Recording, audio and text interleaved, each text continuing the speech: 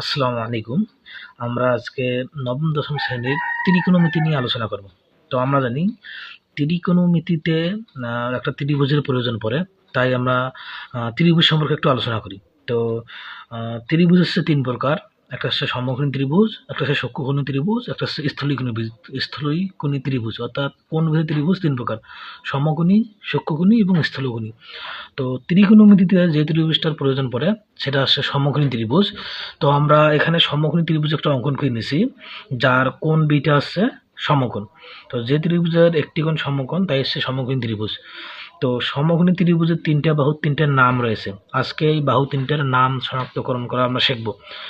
সমকোণী ত্রিভুজের সমকোণ সংলগ্ন দুইটা বাহু, একটা হচ্ছে এবি, একটা হচ্ছে বিসি। তো সমকোণী ত্রিভুজের সমকোণ সংলগ্ন বাহু দুইটির বিপরীতে যে বাহুটি থাকবে তার নাম হচ্ছে অতিভুজ। এখন কথা হলো সমকোণ সংলগ্ন